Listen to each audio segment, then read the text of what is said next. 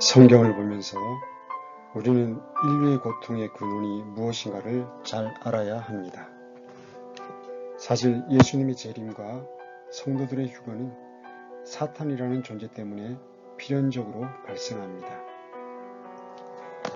하나님께서는 온 우주 만물을 지으시기 전 과거의 영혼의 어느 시점에 영적인 존재들을 창조하셨습니다.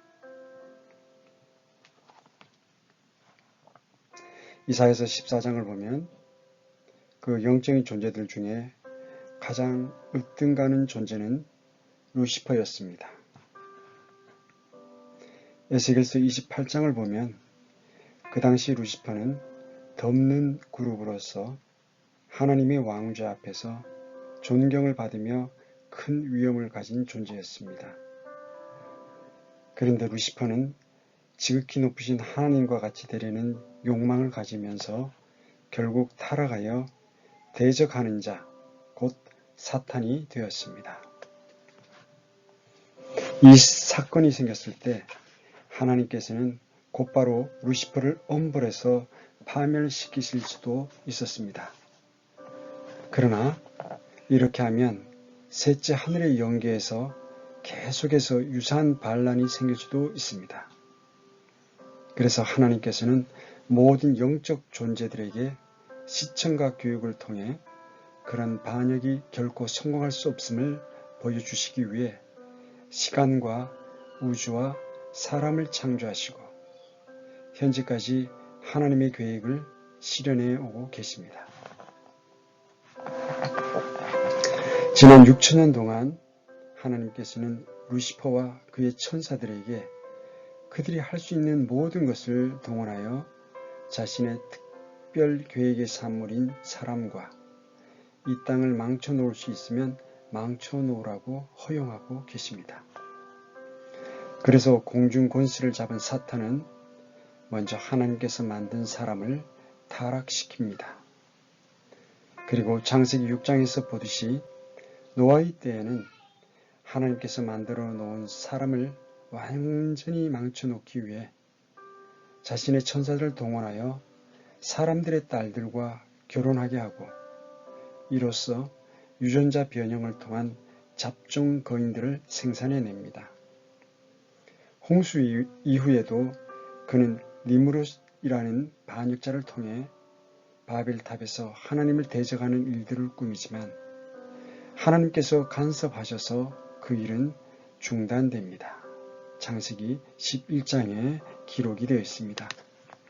그 이후에도 그는 메시아 계보를 멸절시키기 위해 부단한 노력을 하며 유다 왕조에서는 아달랴라는 부정한 여인을 시켜 다윗 왕가의 모든 씨를 멸절시키게 합니다. 왕하 11장에 기록되어 있습니다.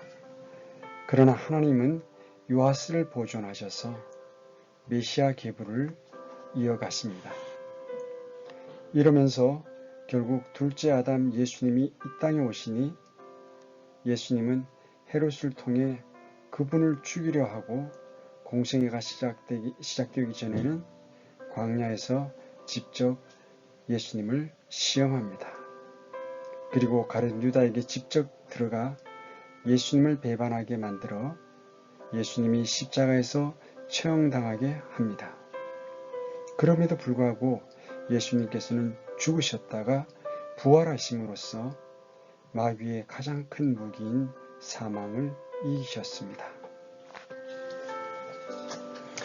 예수님의 지상사역 이후의 교회시대에 사탄은 악한 영들을 통해서 온 세상을 지배하면서 중세 1000년 이상은 가톨릭 교회라는 비성경적 단체를 조직하여 하나님의 성도들을 극도로 핍박하였고 지금도 여전히 종교 통합 등을 통해 하나님의 일들을 망치려고 노력하고 있습니다.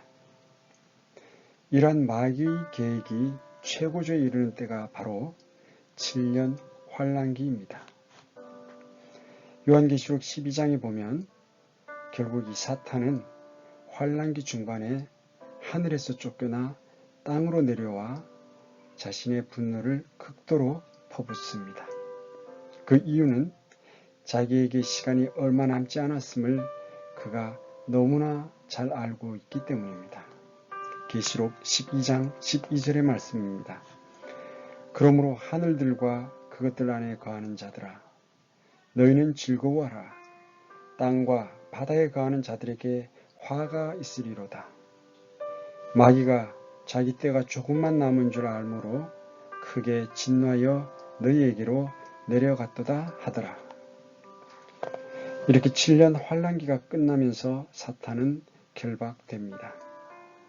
그 뒤 천년왕국이 이루어지고 천년왕국의 끝에 하나님은 마귀에게 마지막 사람들을 모아 대적할 기회를 또 주십니다. 그러나 마귀와 함께하던 대적자들은 하늘에서 내려오는 불에 의해 삼켜지고 사탄과 적그리스도와 그의 대언자들은 불호수 속으로 던져집니다. 그리고 지금 있는 땅과 하늘에서의 모든 것이 마무리되면서 새 하늘과 새 땅이 열립니다. 시간이 생긴 이후로 지난 6천년 동안 하늘의 모든 천사들은 하나님과 루시퍼의 갈등으로 인해 발생하는 이 땅에서의 모든 일을 유심히 내려다보고 계십니다. 그리고는 결국 가장 강한 창조물인 루시퍼라도 창조자 하나님과 다투어서는 결코 이길 수 없음을 직접 목격하게 됩니다. 또한 하나님께서는 인류 역사를 통해 신약시대의 교회를 사용하셔서 하늘의 영적 존재들에게 하나님의 각종 지혜를 알려주십니다. 에베소서 3장 10절의 말씀입니다. 그 목적은 그분께서 이제 교회를 사용하사 하늘의 처소들에 있는 정사들과 권능들, 곧 영적 존재들에게 하나님의 갖가지 지혜를 알게 하려 하심이라. 그러므로 우리는 우리가 당하는 크고 작은 여러 가지 문제들과 인류 역사의 모든 문제들이 단순히 인간의 문제가 아니라 하나님과 마귀 사이의 큰 갈등의 문제임을 직시해야 합니다. 사실 하나님에게는 사람의 천년이 하루 같습니다.